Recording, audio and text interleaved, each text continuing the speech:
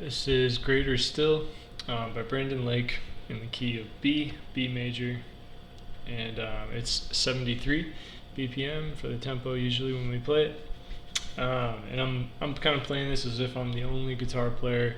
I say that a lot. Usually I'm the only lead guitar player, pretty much always the only lead guitar.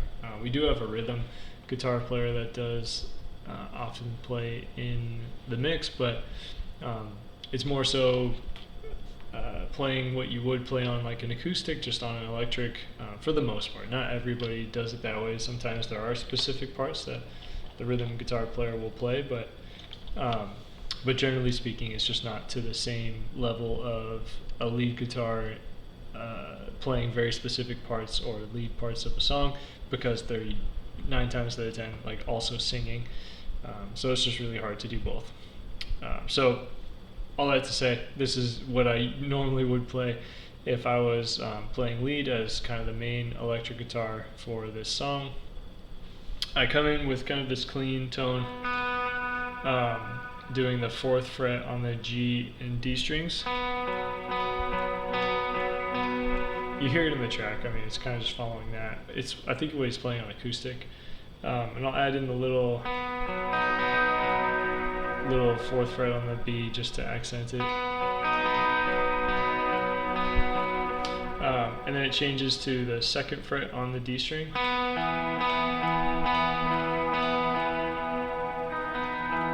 And then you go to the 4th fret on the A. Back to the 2nd fret of the D. And back to the 4th on the D. So that's the gist of it. I think we do it twice because sometimes we'll repeat verse 1, but I'll just follow it how it is in the track.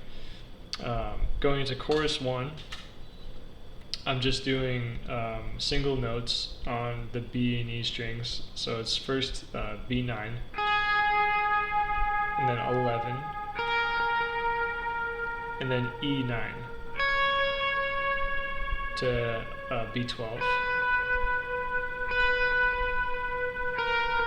11 again, and you just repeat that.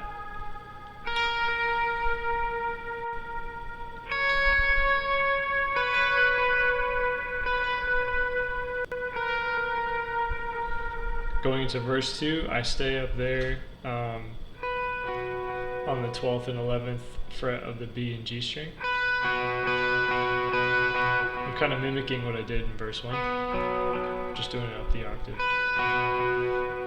You can add that little note that's E11. From there it goes to the 9th fret of the G string, and then 11th fret on the D, back to 9, slide up to the 11th. I just like to hear that slide. You don't have to do that, but it's basically back to the 11th fret. And then right before we go into the chorus, I go down to the 11th fret on the B string as well. Back up, just to give it a little more movement. And then chorus 2, it's essentially the same thing as chorus 1. I'm just adding G11 in as kind of like a drone. So it's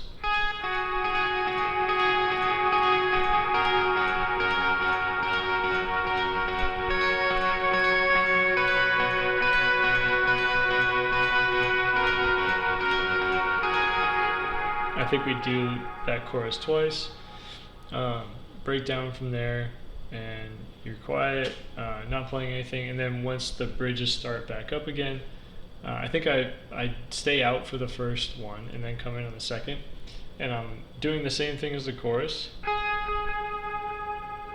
9 to 11, 12. So yeah, basically same idea. But the notes change a little bit after the 11th. So I go 9 to B11, and then 12, and then 9, 11 on the E string. Back to 12, back to 11. So all together sounds like this.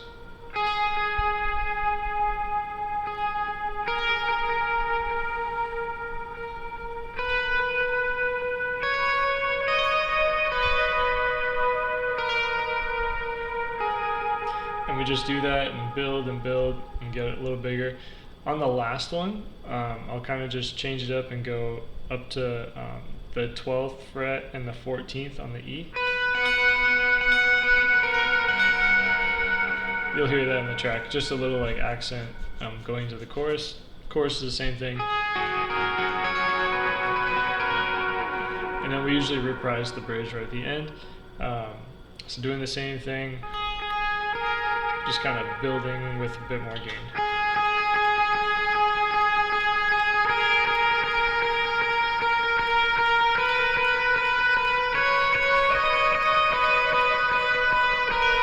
And on the last one, I do another just different thing, just because we're kind of crescendoing to the end. I go up to the 12th on both the E and B strings, so, and then go 11, 12, and then 11 on the B and 11 on the D, and then 12 on the B, and then I end with just strumming 11, 12, 14 to 11, 11, 14. And I usually just end on the 9, I think, on B.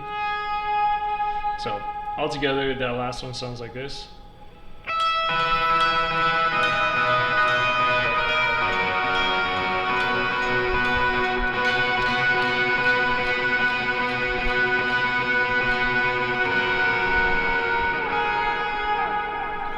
Just a little flair to make the ending fun, basically.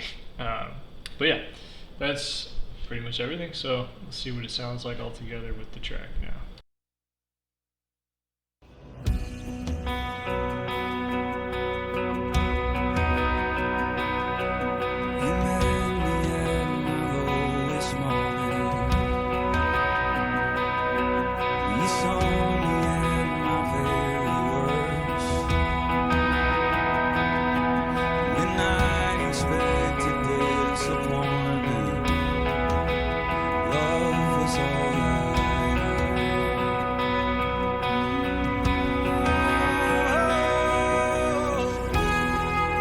My sin was deep, your grace was deeper, and my shame was wide, your arms were wider, and my guilt was great, your love was great.